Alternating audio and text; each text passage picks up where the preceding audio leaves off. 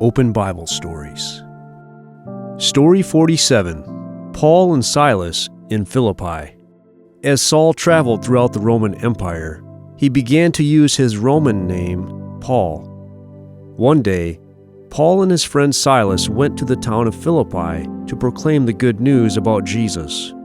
They went to a place by the river outside the city where people gathered to pray. There they met a woman named Lydia who was a merchant. She loved and worshiped God. God enabled Lydia to believe the message about Jesus.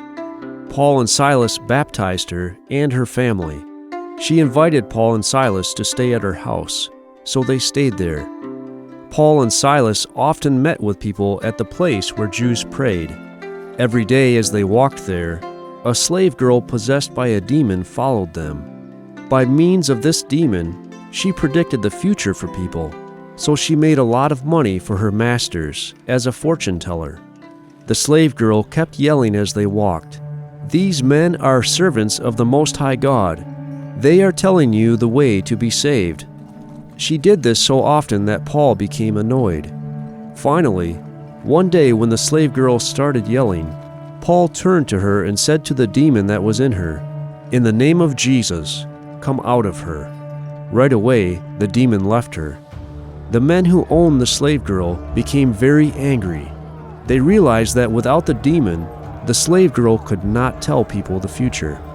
This meant that people would no longer pay her owners money so that she would tell them what would happen to them. So the owners of the slave girl took Paul and Silas to the Roman authorities. They beat Paul and Silas and then threw them into jail. They put Paul and Silas in the part of the prison where there were the most guards. They even attached their feet to large pieces of wood. But in the middle of the night, Paul and Silas were singing songs of praise to God. Suddenly, there was a violent earthquake. All the prison doors opened wide, and the chains of all the prisoners fell off. Then the jailer woke up. He saw that the prison doors were open.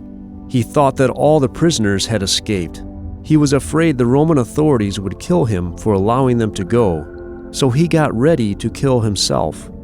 But Paul saw him and shouted, "Stop! Do not hurt yourself. We are all here." The jailer trembled as he came to Paul and Silas and asked, "What must I do to be saved?"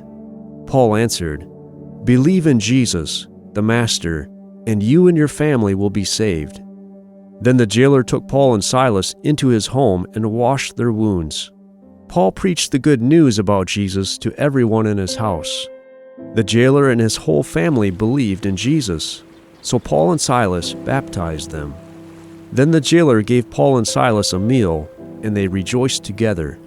The next day, the leaders of the city released Paul and Silas from prison and asked them to leave Philippi.